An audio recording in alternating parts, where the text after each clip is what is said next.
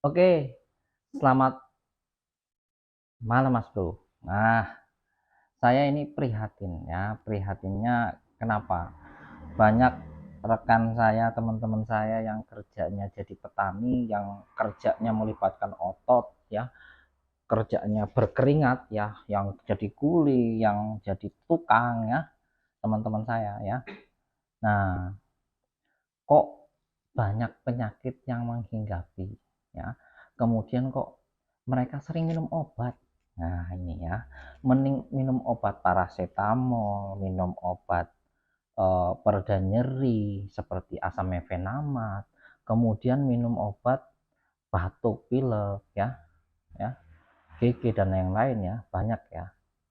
Nah, itu sangat prihatin saya. Nah, harusnya kalau orang keluar keringat, olahraga, beraktivitas, dia akan otomatis tubuh akan mengeluarkan racun. Nah, ini. Nah, saya akan bahas ya. Jangan lupa ya. Ini bagi semuanya, ini buat semuanya ya. Ini penting sekali ya. Tonton video saya ya. Jangan sebelum saya jelaskan, pencet tombol subscribe-nya dulu ya. Kemudian tombol like-nya dulu, kemudian pencet ya biar Anda berkah, biar rezeki tambah mantap. Jangan lupa komen dan share ya video saya ya. Oke, baik kita lanjutkan. Nah, apa bahayanya ketika kita mengkonsumsi obat? Nah, terutama paracetamol setiap hari ya. Setiap pulang kerja badannya sakit, pegel ya. Tuh ya. Yang pertama itu adalah bahan kimia. Ya, itu yang perlu disadari. Bahan kimia di dalam tubuh saya sudah jelaskan di video-video saya sebelumnya ya, bahwa kalau yang namanya obat ya, obat kimia itu sifatnya toksit, racun ya, itu bisa merusak hepa. Ada istilahnya hepatotoksik ya, bisa memperparah kerja hati. Karena kerja hati apa? Untuk menetralkan racun. Nah, ini ya. Kemudian yang bahaya yang kedua adalah memperberat lambung atau pencernaan. Seperti kita ketahui ya, kalau bahan kimia, bahan sintetis, saya sudah bahas di video yang saya ya. Saya tidak henti-hentinya mengingatkan. Nah, ini itu akan sulit dicerna. Nah, sulit dicerna oleh lambung. Karena apa? Karena bahan kimia itu molekulnya, ikatannya itu sangat rumit ya. Kalau kita gambarkan itu rantainya lebih dari 20. Kalau makanan yang biasa yang kita konsumsi paling rantainya 5 mudah diserap ya. Tubuh bisa langsung nyerap. Kalau sudah rantainya itu perlu proses. Nah, bukan sekali dua kali, beberapa kali supaya tubuh bisa menetralisir racun dan bisa menyerap obatnya, nutrisinya. Nah, itu bahayanya ya. Kemudian bisa juga merusak ginjal. Kenapa kok bisa merusak ginjal? Karena ginjal ya, mau sisa makanan racun itu melalui ginjal selama 1 hari itu selama 120 kali ya, lewat di ginjal ya, beredar ke seluruh tubuh. Nah, itu sangat berbahaya ya. Jadi kita mau sehat, sudah badannya sehat ya, tapi yang nggak sehat ketika pulang badannya sakit, capek. Nah, badannya sakit akhirnya apa? Minum obat. Nah, efeknya apa? Bisa jadi overdosis. Nah, ketika overdosis ada yang minum sampai, saya prihatin sekali, ada yang minum botre, Pak Anak itu sampai 2 ya, untuk meringankan, dan itu terus menerus. Nah, kalau sudah seperti itu ya, terus menerus itu tubuh akan meminta terus, nagih terus ya, kecanduan ya, itu bahaya. Yang kedua, kalau sudah sering minum antibiotik, lambungnya ini cerita ya. Ya, ada saudara saya yang mengkonsumsi antibiotik lama ya, sampai lambungnya itu kan harusnya ada bakteri untuk mencerna makanan. Ketika mencerna itu sakit. Kenapa? Karena saking seringnya mengkonsumsi antibiotik. Nah, itu. Jadi memang kalau mengkonsumsi obat itu kita harus bijak, terutama dosis. Perlu diperhatikan, ya.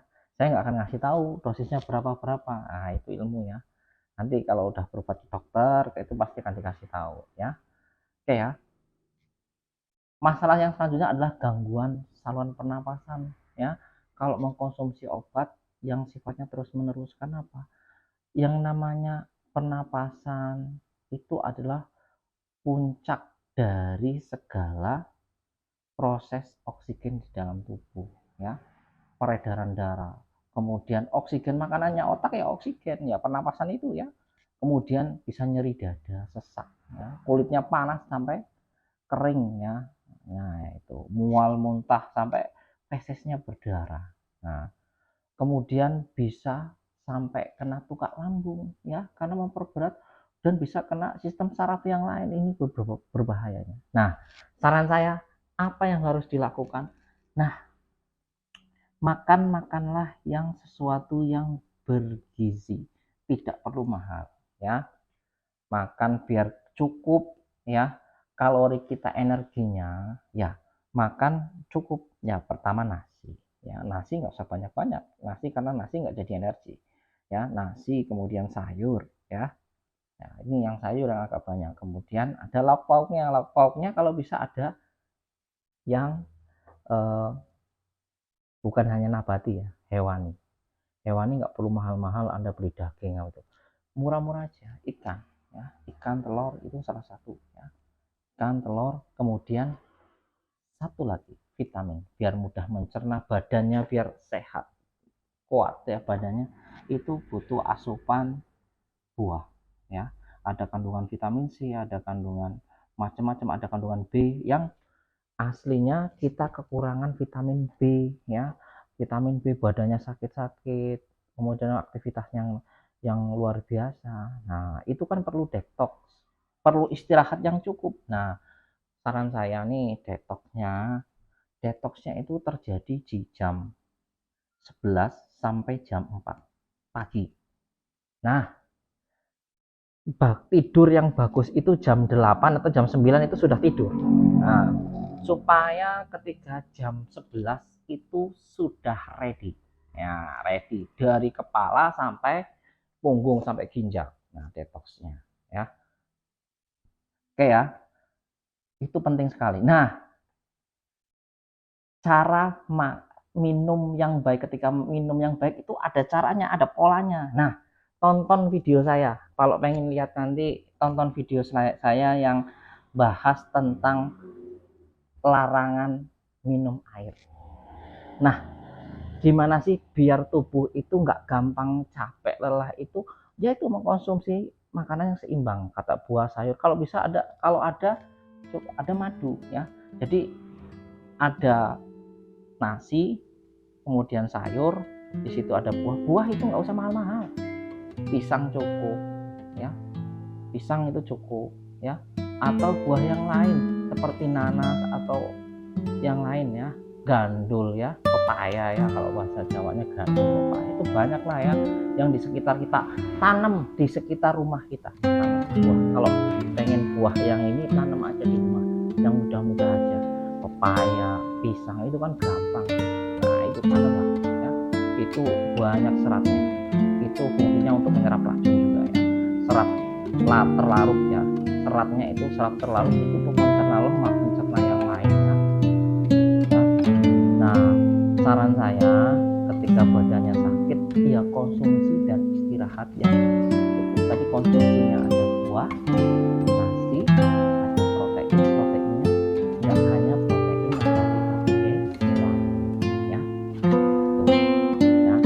Yang penting adalah sayur-sayuran ya. Itu penting sekali. Oke, sekian dulu video dari saya terkait dengan keprihatinan dari